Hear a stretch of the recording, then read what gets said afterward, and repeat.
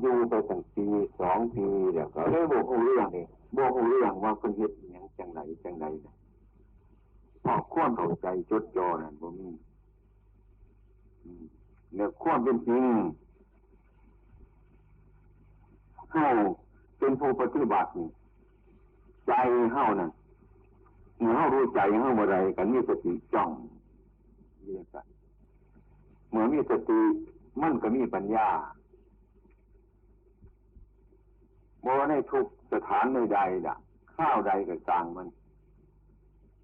จะมีแขกมาหรือแขกเข้ามาหรือจะพูดนี่ก็สร้างด้วนที่เพิ่นให้อุบาย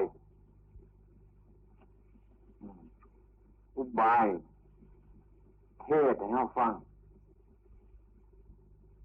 เฮาเป็นผู้ปฏิบัตินั่นเรื่องธรรมะทั้งหลายนั่นคือธรรมชาติมันเป็นอยู่ของมันมันล้วนแต่ธรรมะอยู่หมดฉะนั้นสิ่งเหล่านั้นมันบ่แจ้งชัดเพราะเราบ่ทันรู้ข้อปฏิบัติฉะนั้นเราจึงอาศัยการอบรมจากครูบาอาจารย์คือครูบาอาจารย์เพิ่นอบรมมันก็ต่างจากกันกับเสียงนกเสียงไก่เสียงอิหยังทั้งหมดเข้าใจในอาการใดๆอย่างที่เพิ่นให้ความเข้าใจอย่างธรรมชาติมันก็พูดตามธรรมชาติอย่างต้นไม้ถ้าหากว่ามันเกิดขึ้นมาธรรมชาติของมันก็เกิดมาจากเม็ดของมันแล้วมันก็โตขึ้นมาเรื่อยๆขึ้นมานี่ก็เป็นธรรมชาติของมันที่มันเทศให้เฮาฟังแต่เฮาบ่สามารถที่จะเข้าใจว่าต้นไม้เทศให้เฮาฟังตลอดมันใหญ่ขึ้นมาจนมันเป็นดอกจนมันออกผลออกมาเฮาก็รู้จักแต่ว่าต้นไม้มันเป็นดอกมันออกผลมาแล้วบ่รู้จักน้อมเป็นโอปรายิโกเข้ามาในใจของเฮาอันนี้ก็เลยบ่รู้จักว่าธรรมคือต้นไม้มันเทศให้เฮาฟังนี่เฮาบ่พากันรู้จักจนต้นไม้นั่นมันเกิดเป็นผลมาเฮาได้ครบได้ฉันได้อยู่ได้กินตามธรรมชาติมันเฮาก็กินไปซื่อๆกินด้วยการไม่พิจารณาไม่พิจารณารสเปรี้ยวรสหวานรสมันรสเค็มอันนั้นก็ธรรมชาติของมันอันนี้ก็สิ่งนั้นนี่ก็ธรรมะสิ่งนั้นนี่ก็มากไม่ผลไม่เทศให้เฮาฟังจังซี่เฮาก็บ่พากันเข้าใจนี่ธรรมชาติของมันจนต้นไม้ใบมันแก่ขึ้นมาเดี๋ยวมันก็ร่วงลงไปเฮาก็เห็นแต่ว่าใบไม้มันร่วงลงไปเหยียบไปกวาดไปเท่านั้นการพิจารณาจะคืบคลานเข้าไปอีกเป็นบ่มีอันนี้ก็บ่ฮู้จักว่าธรรมชาติอันนี้คือธรรมชาติมันเทศให้เฮาฟังเราบ่ฮู้จักธรรมชาติอันนั้นก็ได้บ่เข้าใจต้นไม้อันนี้มันดวงลดลงไปแล้วล่วงไปแล้วทีนี้มันสิมียอดนิดหน่อยมันโป่งขึ้นมาเฮาก็เห็นแต่ใบไม้น่ะมันลัดขึ้นมาเท่านั้นมันโป่งขึ้นมาลัดขึ้นมาก็บ่ได้พิจารณาอย่างอื่นอีกเห็นแต่เพียงว่าต้นไม้น่ะมันใบมันโป่งขึ้นมาเท่านั้นนี่ก็บ่ได้เป็นโอปรัญโกน้อมเข้ามาหาเจ้าของนี่มันเป็นจังซั่นความเป็นจริงนั่นบ่ได้น้อมเข้ามาหาเฮาถ้าเราน้อมเข้ามาหาเฮาหนึ่งความเกิดของเฮาก็ต้นไม้ก็บ่แปลกกันหยังสกุลร่างกายของเรามันเกิดขึ้นมามันเกิดมาด้วยเหตุด้วยปัจจัยของมันอาศัยดินน้ำไฟลมเกิดขึ้นมาตามธรรมชาติของมันนั่นแหละมีอาหารการกินของมันมันก็โตขึ้นมาจนเป็นดอกออกผลถึงไม่ใหม่มันสิร่วงไปหรือมันสิปรุงขึ้นมามันก็คือการกับคนเฮามันบ่แปลกกันอย่างกันเฮาน้อมมาเบิ่งเฮามันก็ใหญ่ขึ้นมาโตขึ้นมาเรื่อยขึ้นมาทุกสิ่งทุกส่วนมันก็ไหลไปของมันอย่างนั้นมันเปลี่ยนของมันสภาพมันไปเรื่อยๆไปคือกันกับต้นไม้ตาน้อมมาน่ะต้นไม้เป็นอย่างไรเฮาก็เป็นอย่างนั้นคือกันมนุษย์ทั้งหลายเกิดขึ้นมาเกิดเบื้องต้นทำกลางก็แปรไปผมขนเนี่ยฟันหนังมันก็แปรไปมันว่าเปลี่ยนไปมันบ่คือเก่าของมัน สิ่งเหล่านี้ถาว่าโมจักส่วนใหม่เพื่อเขาเถาวันโมนั้นเน่ากระบุจักตัวของเราโมจักตัวของเราถ้าเราน้อมคำว่าเป็นโอปรายิกาธรรมมันจะสิหูจักก่อต้นใหม่เพื่อเขาเถาวันมันคือการสับเฮาคนเกิดมากคนที่สุดตายไปก็ไม่จะเกิดมาต่อไปอย่างผมหรือขนหรือเล็บพ่อที่สิคือกัน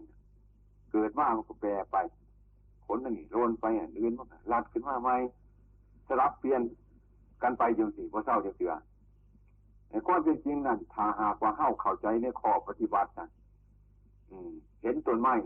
ก็บ่แปลกกับเราเห็นของสะอาดของสกปรกก็ไม่แปลกกับเรามันอันเดียวกันถ้าเราเข้าใจธรรมะถ้าเราเข้าใจธรรมะเข้าใจฟังธรรมะจากครูบาอาจารย์โอ้มันเทียบคือกันนี่ทางในกับทางนอกสังขารที่มีวิญญาณคล้องและไม่มีวิญญาณคล้องมันก็คือกันมันบ่ได้แปลกกันอย่างถ้าเราเข้าใจว่ามันเหมือนกันแล้วเราเห็นต้นไม้ว่ามันเป็นอย่างไรเราจะเห็นขันธ์ของเราคือรูปเวทนาสัญญาสังขารก้อนสกุลร่างกายของเรานี่ก็คือกันมันก็บ่ได้แปลกกันนี่หยังมันเป็นคือกันถ้าเรามีความเข้าใจอย่างที่แปลว่าผู้เข้าใจในธรรมเข้าใจในธรรมเข้าใจในธรรมเราก็จะพยายามเห็นธรรมเห็นอาการของขันธ์ห้าของเราเนี่ยมันเคลื่อนมันไหวมันพลิกมันแพร่งมันเปลี่ยนแปลงไปบ่เศร้าจะเตือนที่นี่เมื่อเราจะยืนหรือเดินนั่งนอนทั้งหลายเป็นอยู่นั่นใจเฮานั่นมีสติคุ้มครองระวังรักษาอยู่เสมอเมื่อเห็นของภายนอกก็คือเห็นของภายในเมื่อเห็นของภายในก็เห็นของภายนอกเพราะมันเหมือนกันถ้าหากว่าเราเข้าใจอย่างที่เราจะได้ฟังเทศน์พระพุทธเจ้าเลยถ้าเข้าใจอย่างที่ก็เรียกว่าพุทธภาวะคือผู้รู้นั่นมันตั้งขึ้นมาแล้วตั้งขึ้นมาแล้วมันรู้แล้วรู้อาการภายนอกรู้อาการภายในรู้อธิบายธรรมทั้งหลายต่างๆที่มันเป็นมาถ้าเราเข้าใจอย่างที่แม้เราจะนั่งอยู่ห่มไม้ก็จะเหมือนกันกับพระพุทธเจ้าเทศน์โปรดเราได้ฟังเทศน์พระพุทธเจ้าอยู่เสมอเราจะเดินจะนั่งจะนอนก็ได้ฟังเราจะได้เห็นรูปฟังเสียงรวมกินลิ้มรสโผฏฐัพพะธรรมารมณ์อันนี้เราก็ได้ฟังเทศน์เสมอคือกันกับพระพุทธเจ้าเทศน์ให้เราฟังพระพุทธเจ้าก็คือผู้รู้ในใจเฮานี่แหละรู้ธรรมเรานี่แล้วเห็นธรรมเรานี่แล้วก็พิจารณาธรรมอันนี้ได้บ่แม่นว่าพระพุทธเจ้าสิสันนิพพานไปแล้วนะเพิ่นสิมาเทศน์ให้เฮาฟังพุทธภาวะพุทธภาวะคือตัวผู้รู้คือตัวจิตของเรานี่ที่เกิดรู้เกิดสว่างมาแล้วตัวนี่สิพาเราพิจารณาธรรมทั้งหลายเหล่านี้รู้ธรรมก็คือพระพุทธเจ้าองค์นี้เนี่ยคือพุทธะอันนี้สิโหการตั้งพุทธะไว้ในใจของเราคือความรู้สึกมันมีอยู่จังซี่นะเราเห็นหมดเล่ากับพิจารณาไปมันก็บ่แปลกกับเฮานะเห็นสัตว์สาวะสิ่งต่างๆก็บ่แปลกกับเฮาเห็นต้นไม้เพื่อเขาเถาวัลย์ก็บ่แปลกกันกับเฮาเห็นคนทุกข์คนจนก็บ่แปลกกันเห็นคนร่ำคนรวยก็บ่แปลกกันเห็นคนต่ำคนขาวมันก็บ่แปลกกันเพราะสิ่งเหล่านี้มันตกอยู่ในสามัญญลักษณะคือกันมีลักษณะอันเดียวกันถ้าเราเข้าใจอย่างนี้ก็เรียกว่าผู้นั้นอยู่วันไหนก็สบายจะได้มีพระพุทธเจ้านั่นเทศน์โปรดอยู่เสมอเลยทีเดียวถ้าผู้บ่เข้าใจอย่างนี้บ่เข้าใจในเรื่องนี้การนึกเสียอยากจะฟังเทศน์แต่อาจารย์นี่เด็ดไปเมื่อนั้นจะฟังเทศน์เมื่อนี้จะฟังเทศน์ได้มาหูจักธรรมที่พระบรมศาสดาของเราท่านว่าการรู้ธรรมก็คือหูต่อธรรมชาติเรานี่แหละ มีธรรมชาติอันนี้เนี่ยธรรมชาติที่มันเป็นอยู่นี่นะที่ธรรมชาติที่มันเป็นอยู่เราโมโหจักต่อธรรมชาติหรือธรรมดาอันนี้นะเขาเห็นเนี่ยเขาจึงกระตือรือร้นจึงมีความร่าเริงจนหลงอารมณ์จึงมีความโศกเศร้าเสียใจจนหลงอารมณ์หลงในธรรมชาติอันนี้นะเมื่อหลงธรรมชาติอันนี้มันก็คือโมโหจักธรรมะนั่นเองเพราะภาษาสราสันติของธรรมชาติ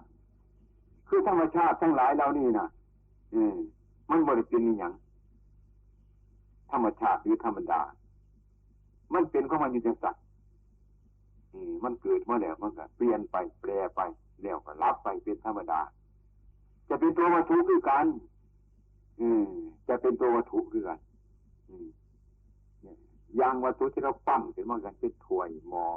แตกโผทั้งหลายเหล่านี้แหละเมื่อถูกปั้นขึ้นมามันก็เกิดมาจากเหตุจากปัจจัยคือความปรุงแต่งของสัตว์ขึ้นมาอีกทีหนึ่งคือกัน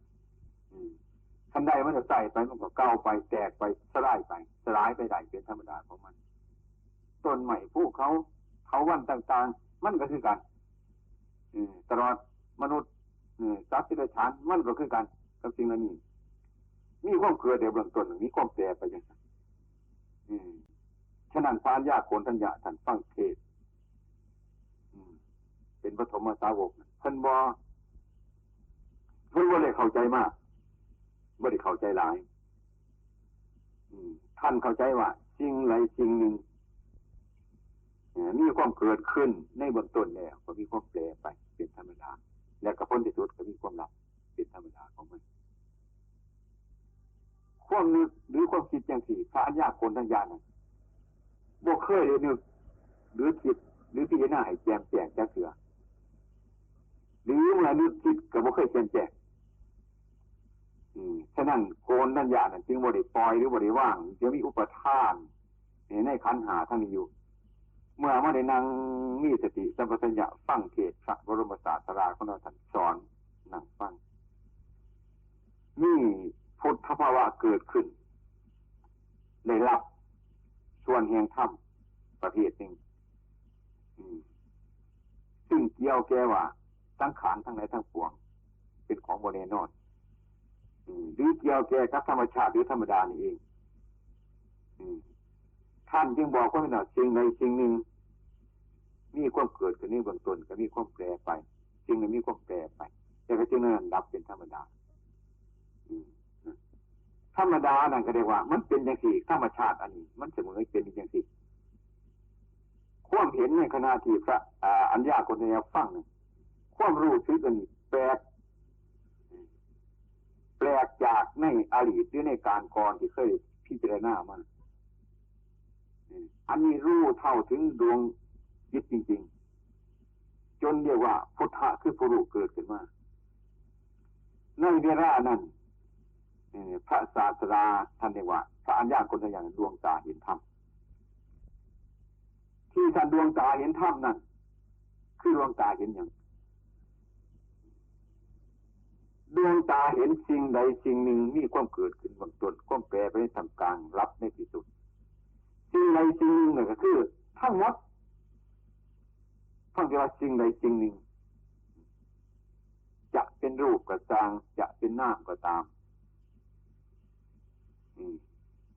เรียกว่าสิ่งใดสิ่งหนึ่งวัดทั้งนั้นอาการที่สิ่งใดสิ่งหนึ่งนี่ครอบเลยทีเดียวครอบเลยเป็นสิ่งใดสิ่งหนึ่งได้แก่ธรรมชาติทั้งหมดเรียกว่าสิ่งใดสิ่งหนึ่งจะเป็นรูปถ้ำก็ตามน้ำถ้ำก็ตามเกิดขึ้นแล้วก็แปรดับไปอย่างตัวสกุลร่างกายของเราที่คือกันมันเกิดแต่ก็แปรไปตามธรรมดาของมันเดี๋ยวมันก็ดับไปเดี๋ยวก็มันน้อยก็มันก็แปรจากหน่อยมารับจากหน่อยมามันก็เป็นนุ่มเมื่อเป็นนุ่มมันก็รับจากนุ่มมามันก็เกิดเป็นแก่รับจากแก่ก็เป็นชราหมดชรามันก็สิ้นตายสิ้นสุดอันนี้ต้นไม้ภูเขาเถาวัลย์ก็คือกันเบื้องต้นก็คือกันมันก็แปรไปสิ่งทั้งหลายเหล่านี้นะมันเรียกว่าธรรมชาติเหล่านี้เรียกว่าสิ่งใดสิ่งหนึ่งความเห็นนี้ความเข้าใจอันเกิดมาจากผู้รู้ในข้าวที่นั่งอยู่นะเข้าไปถึงใจอย่างแจ่มแจ้ง สิ่งใดสิ่งหนึ่งนั้นได้เข้าฝังในดวงจิตของพระญาโกณทัญญะจนเป็นเหตุให้ถอนตัวอุปาทิหรืออุปทานออกจากสังขารทั้งในทั้งปวงนั้นได้โดยที่จะเป็นตัวว่าสักกายทิฏฐิไอ้การที่บอกถือเนื้อถือตัวทั้งหลายนี่นะสักกายทิฏฐิเห็นตามสกุลร่างกายของเรานี่แหละสักกายทิฏฐิว่าเห็นว่าเป็นตัวเป็นตนเป็นเราเป็นเขาจริงอย่างนี้ชัดเห็นชัดลงไปจนเป็นเหตุถอนจากอุปทานนั้นบ่ค่อยถือตัวปิดสักกายทิฏฐิแล้วก็ยึดจิตฉาเมื่อถอนอุปทานออกมาจากความยึดมั่นถือมั่นมิไรสงสัยเลยในธรรมทั้งหลายหรือในความรู้ทั้งหลายข้าพเจ้าธรรมทั้งหลายแล้วนี่เปลี่ยนออกไปเลยทีเดียวมีจิตฉาที่รับปรมาสนะที่นี่การปฏิบัติของท่านแน่แนวตรงเข้าไปบ่ได้เกลือบแค่สงสัยบ่ได้รูปหรือบ่ได้ค้ำถึงแม้ว่าสกุลร่างกายมันจะเจ็บมันจะไข้จะเป็นไปอย่างไรท่านไม่รูปหรือท่านไม่ค้ำมันไม่ได้สงสัยแต่แล้วนี่การจะไม่สงสัยนี่ถอนอุปทานออกมาเนี่ยถ้ามีอุปทานอยู่เนี่ยก็ต้องไปรูปไปค้ำในสกุลร่างกายอันนี้อาการรูปค้ำในสกุลร่างกายนี่เป็นศีลปัฏฐานปรมาสอันที่รูปค้ำไม่หยุดอาการที่ค้ำอยู่เพราะสงสัยในก่อนนี้นะอาการที่สงสัยเรานี่เนี่ยตัวอุปทานที่มันเป็นอยู่เมื่อถอนอุปทานปั๊บสักกายทิฏฐิออกจากกายนี้ศีลปัฏฐานปรมาสก็หมดไปวิจิกิจฉาก็บ่มีถามมีสักกายทิฏฐิขึ้นอย่างเดียวถอนกายวิจิกิจฉาก็เลิกศีลปัฏฐานปรมาสก็เลิกมีศีลปัฏฐานปรมาสรูปครับวิจิกิจฉาก็ยังอุปทานก็ยังอันนี้แสดงว่าพระบรมศาสดาของเรานั้นท่านแสดงข้าวพระอัญญาโกณให้ในดวงตาเห็นธรรมดวงตาอันนั้นก็คือผู้รู้แจ้งอันนี้เรียกว่าดวงตาเห็นกลับกันจ้ะเห็นกลับกันจ้ะมันเห็นกลับกันเรียกว่าดวงตาเห็นธรรมก็เห็นธรรมชาติหรือธรรมดาอันนี้เองเมื่อเห็นชัดลงไปบาดนี้ถอนอุปทานได้ถอนอุปทานได้ฉะนั้นการถอนอุปทานได้นี่จึงรู้สึกว่ามันเกิดผู้รู้ขึ้นมาจริงๆแต่ก่อนก็รู้อยู่คือกันแต่มันถอนอุปทานออกบ่ได้นะเรียกว่าผู้หูธรรมอยู่แต่บ่เห็นธรรมเห็นธรรมอยู่บ่ฮะแต่บ่ทันเป็นธรรมเพราะบ่ฮู้ตามสภาวะของมันนั่นฉะนั้นพระบรมศาสดาตรัสว่าอัญญาสิวัตโพโกณทัญโญในรู้เด้อหนอรู้หยังเนี่ยเพิ่นรู้อีหยังรู้หยังในรู้เด้อหนอรู้ธรรมชาติที่มันเป็นอยู่นี่เองเฮาทั้งหลายมันจึงหลงธรรมชาติอย่างสกุลร่างกายกายของเราสกุลร่างกายของเราดินน้ำไฟลมประกอบกันขึ้นมาเป็นส่วนหนึ่งมันก็เป็นธรรมชาติของมันส่วนหนึ่งที่เรียกว่าวัตถุที่มองเห็นด้วยตาอันนี้ก็เป็นธรรมชาติอันนึงมันอยู่ด้วยอาหารก็เจริญมาเนี่ยเจริญมาแปลไปถึงที่สุดมันก็ดับไปจริงๆและส่วนข้างในอีกผู้คุมครองอยู่ซึ่งกายนี่คือวิญญาณผู้รู้นี่ละผู้รู้ผู้เดียวนี่ละขันไปรับท่าตาว่าจักขุวิญญาณถ้าไปรับทั้งหูก็เรียกว่าโสตวิญญาณไปรับทั้งจมูกก็เรียกว่าฆานาวิญญาณไปรับทั้งลิ้นก็เรียกว่าชิวหาวิญญาณไปรับทั้งกายก็เรียกว่ากายวิญญาณรับทั้งจิตมโนนี่ก็เรียกว่ามโนวิญญาณตัววิญญาณนี่ตัวเดียวเกิดขึ้นที่ไหนก็เรียกว่าผู้รู้เท่านั้นไปรู้ที่ตาแต่ก็ว่าไปอย่างนึงไปรู้ที่หูจมูกลิ้นกายก็ว่าไปอย่างนึงมันรู้อยู่ที่ตารู้อยู่ที่หูรู้ที่จมูกรู้ที่ลิ้นที่กายที่จิตมันก็ตัวผู้รู้อันเดียวนี่แหละตัวผู้รู้อันเดียวนี่เป็นผู้รู้อื่นเลยตัวผู้รู้อันเดียวแต่วิญญาณหกอย่างที่นั่นคือมันว่าหกคือมันเป็นหูอยู่หันแน่หูอยู่นี่แน่หูอยู่นี่แน่หูอยู่นี่ตาหูจมูกลิ้นกายจิตอย่างที่นั่นวิญญาณมันไปดูทั้งตาแน่ดูทั้งหูแน่ดูทั้งจมูกแน่ดูทั้งลิ้นแน่ทั้งกายทั้งจิตแน่เขาเรียกว่าหก ความจริงมันไม่มีหกหรอกมันไปดูในช่องทั้งหกเท่านั้นพอช่องทั้งหกมันเป็นประตูมันผ่านเข้ามาผู้รู้อันเดียวผู้รู้ผู้เดียวสามารถที่รู้ทั่วถึงในทวารทั้งหกอย่างที่เขาเรียกว่าวิญญาณหกเนี่ยวิญญาณหกนี่โดยปริยัติแยกออกไปความจริงผู้รู้ผู้เดียวรู้ผู้เดียวดูทั้งตากับว่าอย่างหนึ่งดูทั้งหูกับว่าอย่างหนึ่งดูทั้งจมูกทั้งลิ้นทั้งกายทั้งใจกับว่าอย่างหนึ่งความจริงก็คือคนผู้เดียวนี่เองนะวิญญาณคือผู้รู้ผู้เดียวคือตัวจิตของเรานะผู้รู้ตัวนี้กับผู้รู้ตัวนี้เนี่ยจะเป็นเหตุให้มีอำนาจสามารถรู้สภาวะหรือธรรมชาติอันนี้ตามเป็นจริงขันตัวนี้ยังมีเครื่องปกปิดอยู่เมื่อใดรู้อันนี้แต่เดี๋ยวรู้โมหะธรรมรู้ไปในทางที่ผิดรู้ผิดเห็นผิดแต่ตัววิญญาณตัวเดียวนี่แหละพอรู้ตัวเดียวนี่เองไม่เป็นตัวอื่นอีกไม่เป็นตัวอื่นรู้ผิดเห็นผิดรู้ถูกเห็นถูกก็ตัวเดียวนี่เอง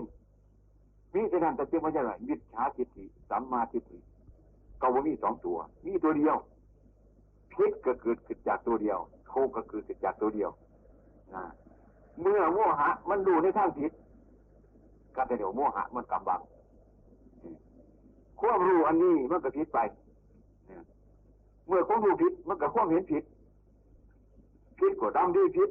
การงานผิดอย่างที่ดีผิดไปหมดเป็นมิจฉาทิฏฐินั่นอันนี้จะเรียกว่าองค์ของมรรคคือกันสัมมาทิฏฐิคือความเห็นชอบความเห็นชอบก็เกิดจากผู้รู้ผู้เดียวถ้ามันชอบแล้วแต่ความไม่ชอบมันก็หายไปมันก็หายไปถ้ามันถูกแล้วไอ้ความผิดมันก็หายไปฉะนั้นพระบรมศาสดาเมื่อท่านประพฤติปฏิบัติไปแล้วนะจนทรมานสกุลร่างกายของเราด้วยอาหารการบริโภคต่างๆจนร่างกายฉูบผอมลงไปอย่างที่เราเรียนมาเคยไปพบไปเห็นแล้วอะไรกำเนิดจะได้ว่าไอ้ที่เกิดความรู้สึกขึ้นมาท่านพิจารณากลับไปเรียกว่าถอนออกมาได้ความว่าพระพุทธเจ้าทั้งหลายเนี่ยกัตถุท่านจิตเพราะกายนี่มันโมโหจักอย่างนี้กายจะให้มันกินก็ได้บ่ให้มันกินก็ได้กายขามันบ่ได้ก็ได้กายขามันบ่ได้ฉะนั้นท่านจึงว่าเปลี่ยนว่าเมื่อท่านเทศนาท่านดูแลกันว่าพระพุทธเจ้าทั้งหลายมีความเพียรทางจิต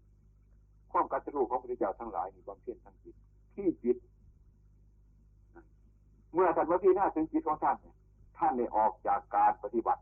การมาตุกันในการโยโคอัตตะยิกรรมฐานโยโค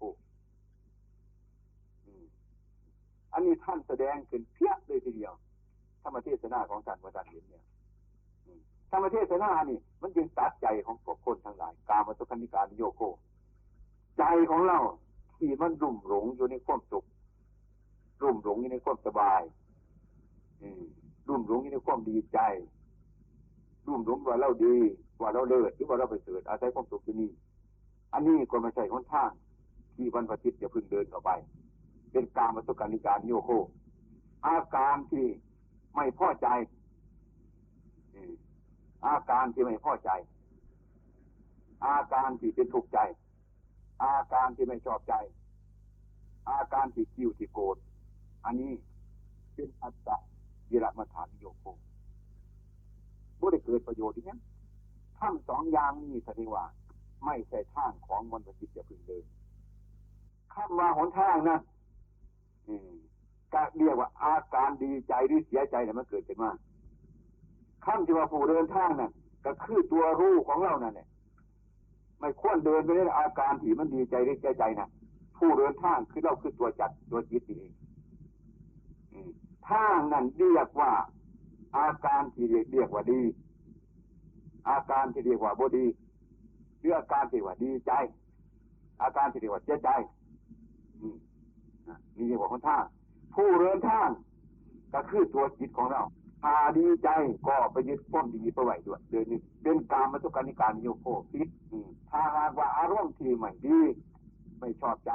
เราก็เข้าไปยึดหมายอุปทานไม่ดีใจไม่ชอบใจอันนี้ก็เดือดใจแล้วเขาไปเดินเนี่ยข้างอันนี้เลยนี่ก็บดีข้างนี้ก็ทุกข้างนี้ก็ทุก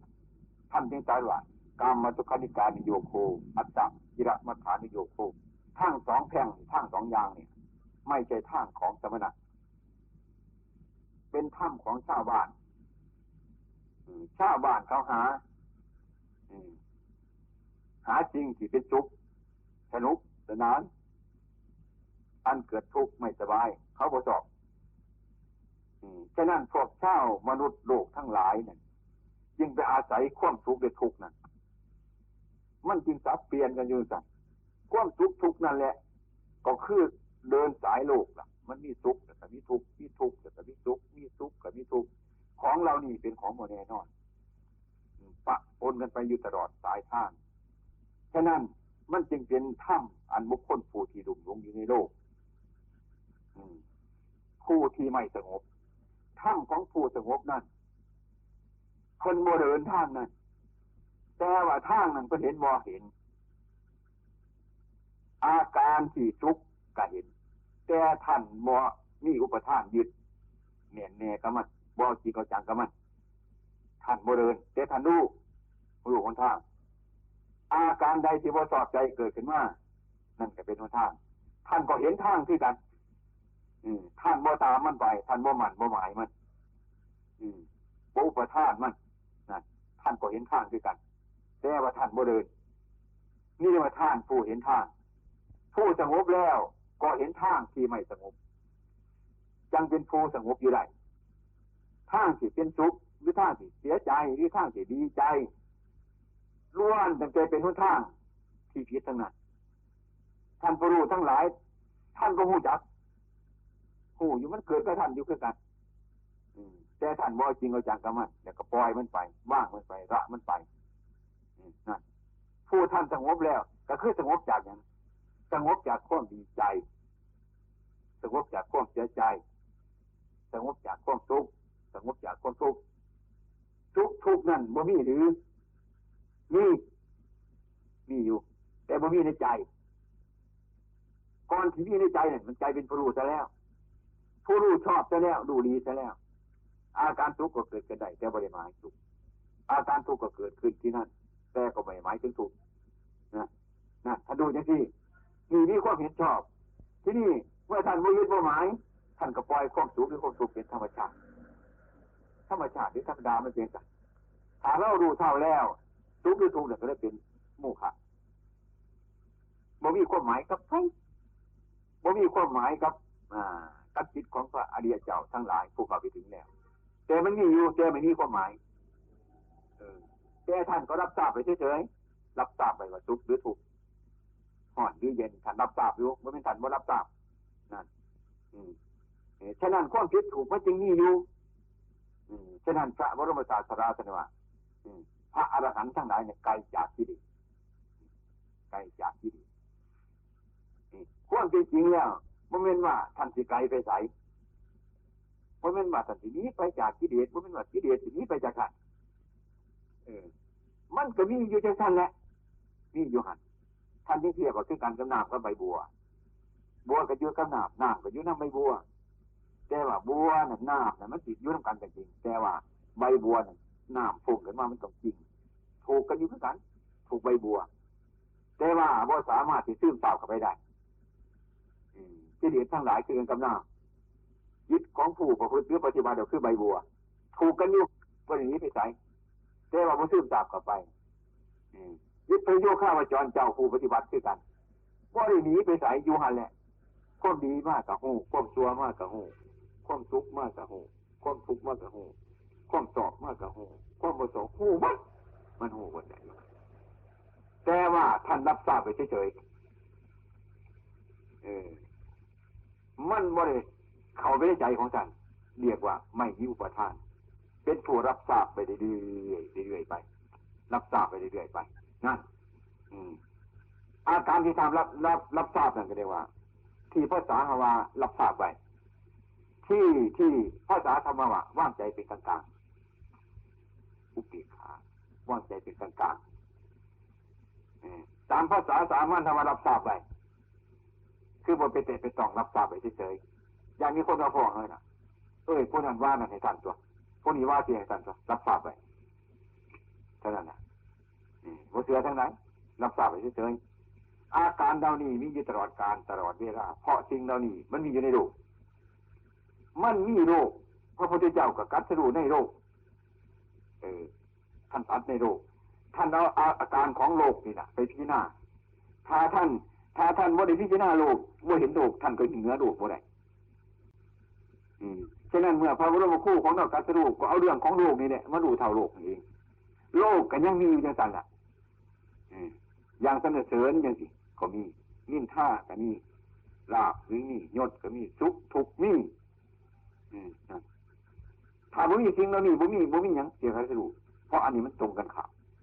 เมื่อท่านกัตถรูตามเป็นจริงแล้วก็คือรู้โลกนี่คือโลกธรรมถ้ามันครอบงำสัตว์โลกอยู่สัตว์โลกยอมติดไปตามมันครอบหัวใจสัตว์ครอบหัวใจคนมีราภมียศสรรเสริญสุขทุกข์นินทาเป็นของโลกถ้าหากว่าใจมนุษย์ทั้งหลายมันเป็นไปตามนั่นตามลาภยศสรรเสริญสุขทุกข์เป็นไปตามอำนาจมันนี่นั่นน่ะโลกเพิ่นจะเรียกว่าโลกกธรรมมีลาภมียศสรรเสริญสุขทุกข์นินทาทำทั้ง8ประการนี้ทำลายมรรค8เมื่อโลกธรรม8ทั้งหลายเหล่านี้มันจะเริ่มขึ้นมามรรคหายไปคือโลกธรรม8เนี่ยมันสิงอยู่ในใจของผู้ใดให้หมดทางมรรค8สิเดินไปหาหมดพ้นทุกข์บ่มีแต่โลกชั่วหัวอยู่นี่ชื่อว่าสัตว์โลกเป็นไปตามธรรมนั้นมันให้สัตว์เป็นโลกก็เดินไปตามธรรมอันนั้นมันจึงเป็นโลกธรรมผู้อยู่ในโลกธรรมก็คือเป็นสัตว์โลกวุ่นวายอยู่ตลอดกาลตลอดเวลานั่นฉะนั้นในทางประพฤติหรือปฏิบัติในทางพุทธศาสนาท่านจึงสอนว่าให้เจริญมรรคคือตัวปัญญาร่วมเนี่ยคือปฏิบัติศีลให้มันยิ่งสมาธิให้มันยิ่งปัญญาให้มันยิ่งมีเครื่องทำลายโลกมีหนทางเดินไปทำลายโลกมันอยู่สายบานโลกมันอยู่ที่ใจของสัตว์ที่รุ่มหลงนั่นแหละอาการที่มันจิตลาภจิตยศจิตสรรเสริญจิตสุขจิตทุกข์นั่นแหละเมื่ออยู่ในใจเมื่อไรก็ใจเป็นโลกเมื่อใจเป็นโลกอยู่บนไหนโลกก็อยู่บนหันเนี่ยสัตว์โลกที่มันเกิดขึ้นมา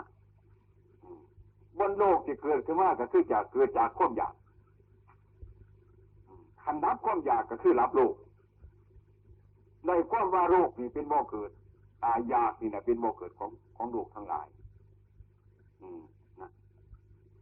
ฉะนั้นเข้ามาประพฤติปฏิบัติแล้วจึงเดินทางศีลสมาธิปัญญา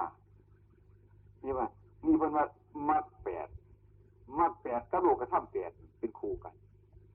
แต่เฮ็ดจังไหนมันสิจะเป็นคู่กันถ้าหากว่าเราพูดทางปริยัติของเราเนี่ยก็มาพูดเลยลาภยศสรรเสริญสุขทุกข์นินทานี่ก็8อย่างนะทีนี้มาจัดในทางมรรคซะน่ะสัมมาทิฏฐิสัมมาสังกัปโปสัมมาอาชีโวสัมมาวายาโมสัมมากัมมันว่าไปเถอะ8คือกัน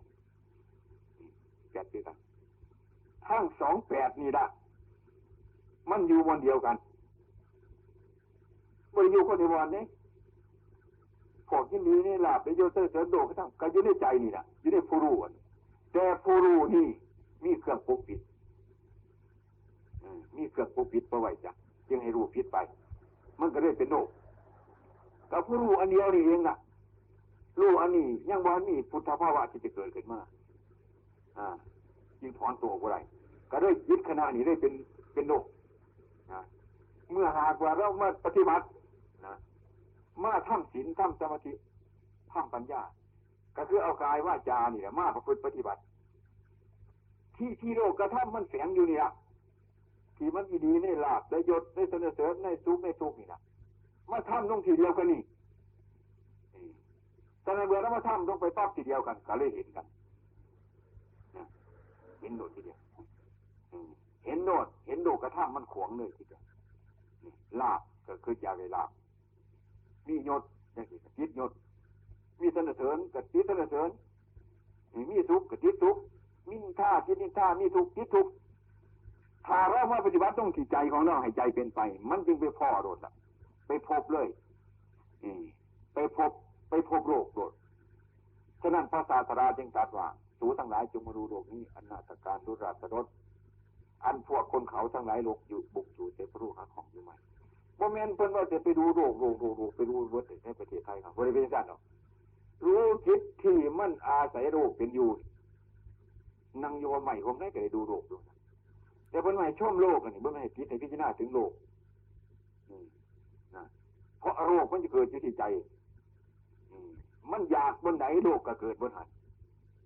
เพราะความอยากมันเป็นบ่อเกิดของโลกถ้ารับทุกข์ก็คือรับโลก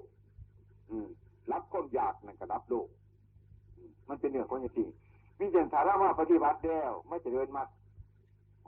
มานั่งสมาธิอยากให้มันสงบมันก็บ่สงบแน่ไม่ยังหรอกมันบ่สงบบ่อยากให้มันคิดมันก็คิดเนี่ยของไปนั่งจะห้างมือแดงขวยหมดดินไฟมันอยู่หันก็เป็นนั่งเอากวนนั่งเลยหันมันก็กัดโดยแหลมเนี่ยใจเฮามันเป็นโลกอยู่นี่มาปฏิบัติตรงนั้นปั๊บมันก็ขึ้นโดยแหลมหมดนี่ความดีใจความเสียใจความบุญไหวเรือตอนนู่นมันก็เกิดขึ้นมาแล้วเนี่ยความไม่ยังล่ะเข้าบ่มาดูถึงธรรมะเพราะใจมันเป็นอยู่หันเนี่ยผู้ประพฤติปฏิบัติให้ทนบ่ได้ทนโลกกระทำบ่ได้บ่ได้พิจารณาฉะนั้นเหมือนกันก็ว่าเป็นนางเสียหวยหมดเอาหมดอยู่หันไปนั่งอยู่บ้านมันก็กัดถ้ามันกัดที่จะไหนบ้านเราต้องหาวิธีทำลายมันทีเอายามากันมันทีมากบมันทีมาถมมันทีไฟสุมมันทีมาทำมันหนีจากอันใดนี่คือการปฏิบัติอันนี้ผู้ปฏิบัติบริคือจังสันนี้ว่าตั้งแต่มันบ่สบายใจก็ไปน้ำมันมันว่าสบายใจก็ไปน้ำมันน้ำหลับน้ำยศน้ำเสือนทุกนินตาไปน้ำมันเลยบ่พากันระงับเรานี่มีฉะนั้นมันจึงเป็นโลกฉะนั้นผู้ที่รู้สึกเราเรียนมันจังไปบ่ได้ไปบ่ไหวนี่ไปบ่ได้ไปบ่ไหวคือเราบ่ได้พยายามนี่มันยังกิเลสมันมามรรค8ประการนี่โลกกระทำ8ประการมันคมมรรคบ่ให้เกิดขึ้นมาจะพยายามอดทนรักษาศีลก็บ่ได้จะอดทนทำสมาธิก็บ่ได้จะอดทนพิจารณามันไปอีกก็บ่ได้เพราะหยังคือกันกับบุรุษที่ไปนั่งอยู่ป่วยหมดเห็นยังก็บ่ได้มันกัดมันแหนมันนั่นมันนี่วุ่นวายต่างๆนั่นน่ะนะแต่บ่สามารถกำจัดไพ่ทั้งหลายออกจากที่นั่งของเรากระทนนั่งอยู่หั่นแหละฉันใดนี่ก็คือการฉันนั่นเพราะสิ่งนั้นนี่มันเป็นปฏิปักษ์กันฉะนั้นโลกกระทำมันจะอยู่ที่ใจของสัตว์เมื่อสัตว์มาทำใจจะให้มันสงบนะมันจึงฟุ้งขึ้นมาเลยที่นั่นก็เพราะมันอยู่ที่นั่นฉะนั้นเมื่อใจเป็นโมหะเมื่อไรมันก็เป็นความมืดอยู่ที่นั่นเมื่อมันรู้ขึ้นเมื่อไรที่โมหะมันกระจางไปมันก็รู้ขึ้นที่นั่นในความว่าความรู้กับความหลงเนี่ยมันเกิดอยู่ทีเดียวกันเมื่อความหลงเกิดขึ้นมาเดี๋ยวความรู้กับเขาไปบ่ได้มันระงับความรู้ไว้ซะเมื่อความรู้เกิดขึ้นมาเดี๋ยวความหลงก็อยู่บ่ได้ฉะนั้นพระศาสนาอย่างไรปฏิบัติที่ใจมันเกิดอยู่ที่ใจโลกกระทำ8ประการมันอยู่หันมรรค8ที่จะเลื่อนเมื่อไรก็คือเรามาพิจารณาโดยสมถะกรรมฐานวิปัสสนากรรมฐานด้วยญาณทั้งหลายทั้งปวงการทำความเพียรกรรมฐานของเราคมลงไปได้จนในพยายามควบโรคหรือควบโกรธหรือควบหลงอยู่ในลาภในยศในสรรเสริญจนกระทั่งนั้นนี่เบาไปขันมันเบาไปบาดนี่เข้ากับหูจักบาดเรามีลาภเรามียศเราได้สรรเสริญเรานินทาเราสุขเราทุกข์มากระทบเข้ากับหูจักดีกว่าหูจักก่อนมันจะออกจากโรคไรนี่พอโรคอยู่ในเข้าอยู่ในโลกอยู่ในลาภในยศในสรรเสริญในสุขอย่างนี้เมื่อเข้าอยู่นั่นมันเมื่อเข้าออกจากสิ่งเหล่านี้มันก็คือการเข้าไปในเงื่อนเข้าไปในเงื่อนทั้งหูจักอย่างไรก็หูจักว่าเข้าไปในเงื่อนเข้าประตูอยู่ในเงื่อนมีว่าถ้าเข้าไป เมื่อเราออกมาจากเงื่อน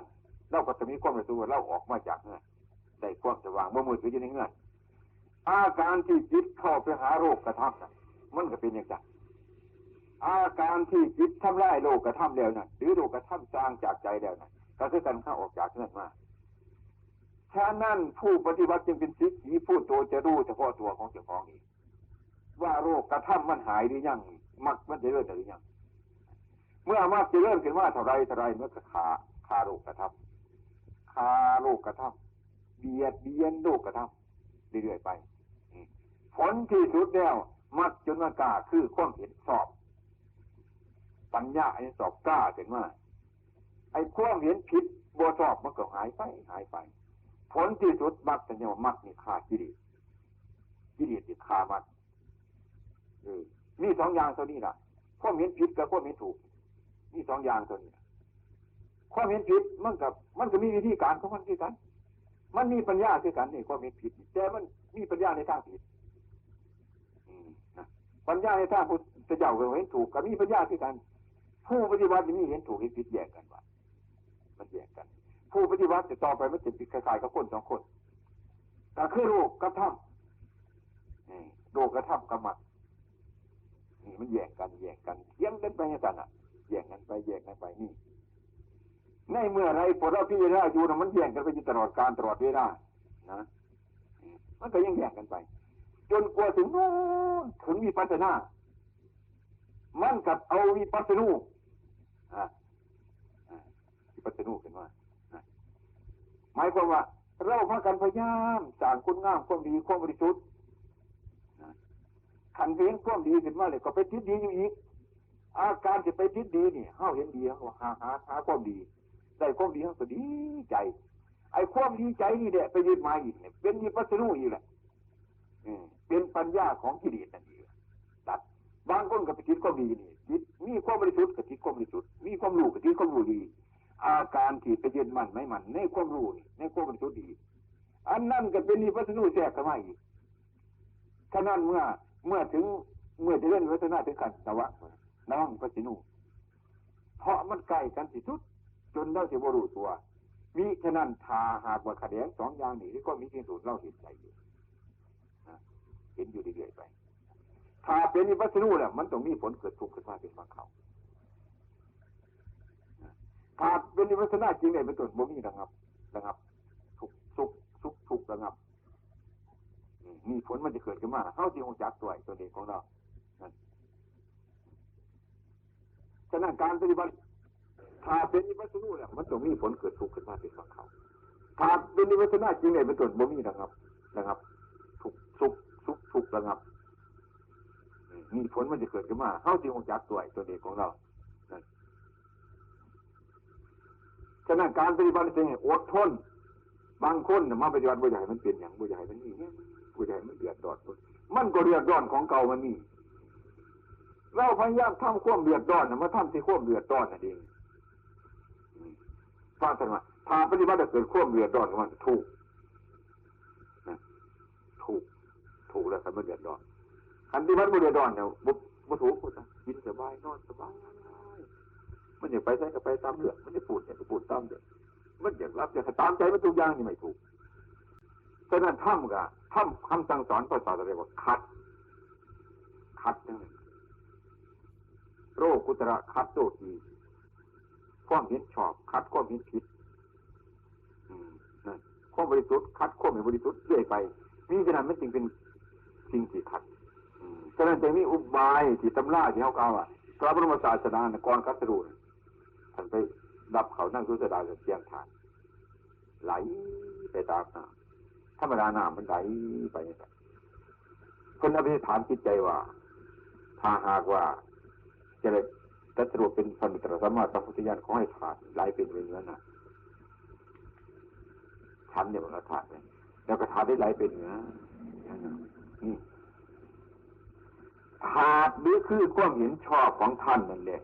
ผู้รู้พุทธภาวะของท่านที่เกิดขึ้นมาพิจารณาเรียนบ่ได้ไปตามใจของสัตว์ไหลเกิดไปท่วนกระแสใจของท่าน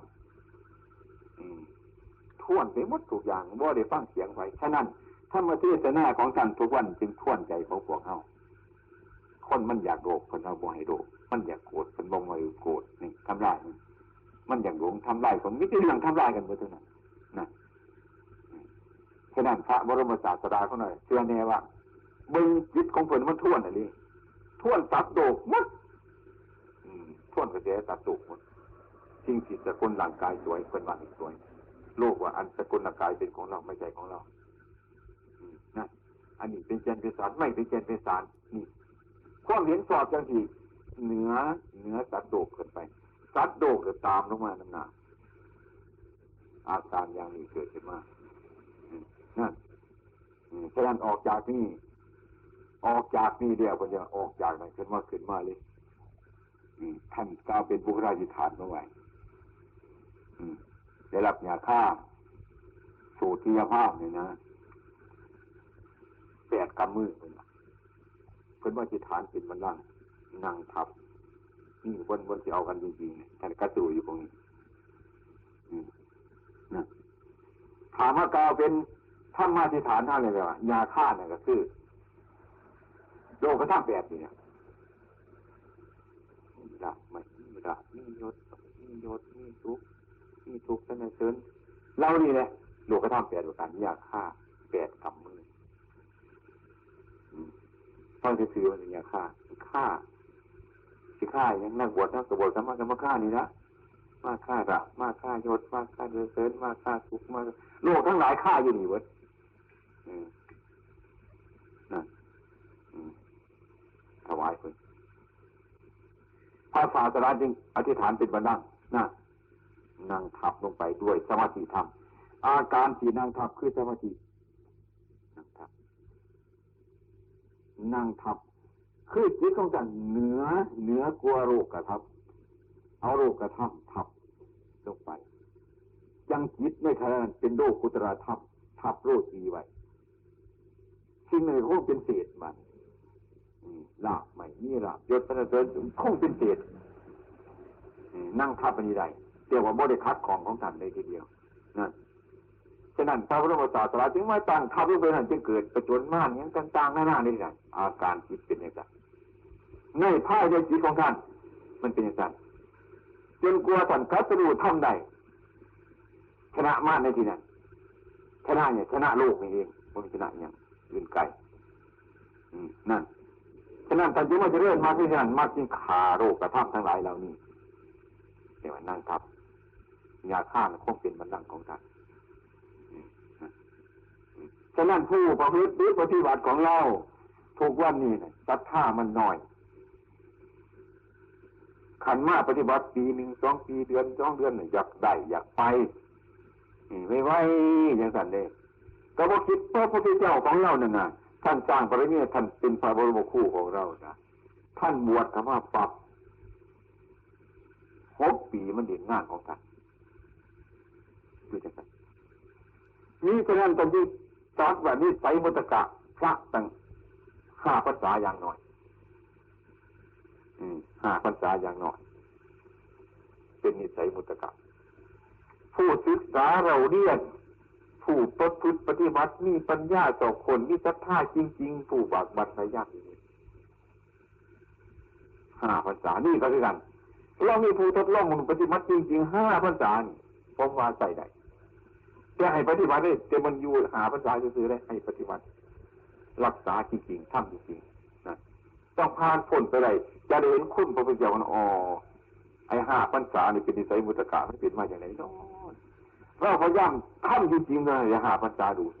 แล้วจะรู้จักคุณค่าที่โอวาทศาสดาตรัสบัญญัติข้อนี้นั่นเป็นอย่างไรจะรู้จักนะ5 พรรษาคือคนใส่ได้จิตใจก็ใส่ได้ยังกับพ่อเปลี่ยนพ่อไปแล้วแน่นอนนั่นฉะนั้นอย่างหน่อยที่สุดแล้วต้องเป็นพระอริยบุคคลขันธ์แดง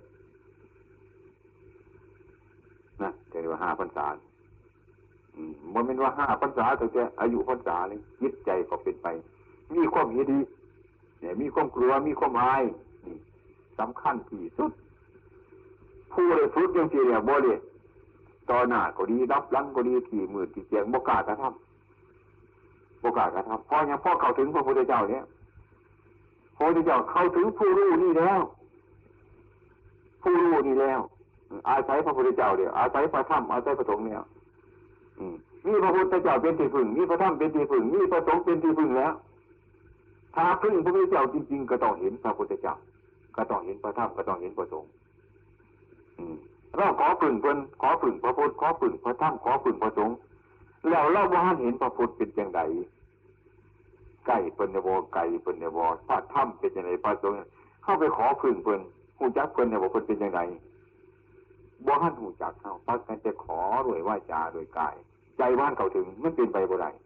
ถ้าใจเข้าถึงแล้วว่าจังสิฮู้จักว่าพระพุทธเจ้าเป็นอย่างนี้จังซี่พระธรรมเป็นจังซี่จังซี่แล้วก็พระสงฆ์เป็นจังซี่จังซี่พระพุทธเจ้าเป็นรูปลักษณะอาการจังซั่นจังซั่นพระธรรมเป็นจังซั่นจังซั่นพระสงฆ์จังได้เป็นที่พึ่งของเราเพราะสิ่งนั้นเกิดอยู่ที่จิตของเราอย่าไปอยู่บนไหนก็ต่างมีพุทธมีธรรมมีสงฆ์อยู่เรื่อยไปในจิตผู้นั้นฉะนั้นผู้นี้จึงบ่กล้ากระทำบาปฉะนั้นพระอริยคนขันแดกแต่จึงว่าโมบ่ได้ไปสู่อบายตรงแน่นอนเนี่ยบ่มีชาติที่แปดเกิดขึ้นอีกเพราะอีหยังเพราะมันแน่นอนแล้วว่านี่มันแน่นอนเนี่ยคันเขาหนทางก็บ่ได้สงสัยแล้วบัดคอยเคลื่อนไปบ่มีใดสงสัยบ่ถึงมือใดก็ต้องถึงมือนึงจะให้กลับมาทำบาปทำกรรมโดยกายเลยว่าใจอีกบ่มีพ้นจากพวกเรือดร้อนที่จะเป็นนรกแล้วนั่นฉะนั้นใช่ไหมอริยบุคคลพ้นอบายภูมิคิดกับบ่ถึงทุกข์อบายบ่ไปสู่อบายนั่นยังเป็นผู้ไม่กลับคือบ่กลับมาทำความชั่วใจเนี่ยมันทำความชั่วบ่ได้อีกหมายความว่าจันเนี่ยอันนี้จะได้เห็นเองอ่ะใจเฮ็ดบ่ได้ใจทำบ่ได้กลับมาทำบ่ได้ก็แปลว่ามันเปลี่ยนไปเป็นชาติอริยชาติไปอยู่แล้วมันกลับมาบ่ได้แล้วนั่นมันเปลี่ยนในชาตินี้เองฉะนั้นเรื่องเหล่านี้จะฮู้จักเฉพาะเจ้าของเองนี่การประพฤติหรือการปฏิบัตินั่นเข้าทั้งหลายนั่นจึงบ่ฮู้ธรรมคือว่าการดูธรรมหรือการเห็นธรรมการปฏิบัติธรรมสิไปปฏิบัติจังได๋โอ้ยยากอยู่เรื่องหมู่นี้ก็คือธรรมชาติหรือธรรมดาที่มันเป็นอยู่นี่แหละสมมุติเฮามีความสุขใจเฮามีความทุกข์ใจมีความดีใจมีความเสียใจเพราะหยังเพราะบ่รู้ธรรมเพราะบ่เห็นธรรมบ่รู้ธรรมมีหยังบ่เห็นธรรมมีหยังบ่รู้ธรรมชาติบ่เห็นธรรมชาติคือธรรมชาติมันเป็นของมันอยู่อย่างนั้นเรื่อยนี่ครับทั้งกายและจิตคือรูปและนามฉะนั้นพระบรมศาสดาเนี่ยยังที่หมายขันธ์ห้าว่างขันธ์ห้าเลิกขันธ์ห้าละขันธ์ห้านะละมันบ่ได้เพราะหยังเพราะบ่เห็นมันเพราะบ่รู้เท่าท่านมันเห็นมันว่าเป็นเล่าเห็นเล่าว่าเป็นมันเห็นทุกข์ว่าเป็นเล่าเห็นเล่าว่าเป็นทุกข์เห็นทุกข์ว่าเป็นเล่าเห็นเล่าว่าเป็นทุกข์มันแยกออกจากกันบ่ได้เมื่อแยกออกจากกันบ่ได้ก็แปลว่าเราบ่เห็นธรรมคือธรรมชาติอันนี้มันบ่เป็นเล่าเข้าใจว่าเป็นเล่าทุกข์ก็มาถือเล่าทุกข์ก็มาถูกเล่าเสียใจก็มาถูกเล่าดีใจก็มาถูกเล่าพอเล่าก็ไปฟ้องอยู่ตรงนั้น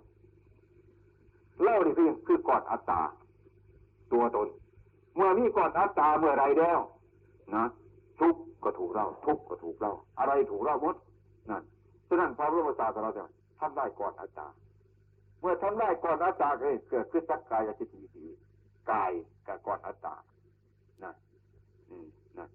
เมื่อทำลายก่อนอัตตานี่แล้วหมดก่อนอัตตาเมื่อทำลายก่อนอัตตาอนัตตามันกับบทอื่นมันก็เป็นของมันเองเมื่อหมดอันนี้นั่นก็เกิดขึ้นมานั่นเมื่อบุคคลถือเนื้อถือตัวเห็นแก่ตัวเห็นแก่ตนเห็นว่าเราทุกข์เห็นว่าเราทุกข์เห็นว่าเราดีเห็นว่าเราตัวเห็นว่าเราต่างๆนั่นเนี่ยความเห็นทั้งหลายนั่นนี่พอจริงนั่นนี่ธรรมชาติมันเป็นอย่างนั้นฉะนั้นถ้าไปเอาธรรมชาติมาเป็นเราเอาเราเป็นธรรมชาติได้บ่ฮู้จักธรรมชาติอีหยังธรรมชาติมันดีกว่าหัวน้ำมันธรรมชาติมันหลายไปกว่าใครนะมันเป็นตามธรรมชาติธรรมชาติทั้งหลายมันเป็นเรียกว่าสังขารอย่างพระกเตสังโบปัสสโมตุโขนคนสงบสังขารเนี่ยเป็นทุกข์สงบอีหยังหรือก็คือถอนอุปทานออกมาว่าเห็นธรรมชาติเป็นตามเป็นจริงของมันเดี๋ยวนี้ความจริงมันมีอยู่ไหนมันเป็นจริงอยู่ต้นหญ้าภูเขาเถาวัลย์มันเป็นของมันเนี่ยมันเกิดมันก็ดับมันก็เกิดมันเดือดไหลเป็นมาธรรมชาติมันจริงอยู่ผู้เล่าบ่จริงกันไปเห็นจะตื่นเต้น มันโมตื่นเต้นมันเป็นอย่างไร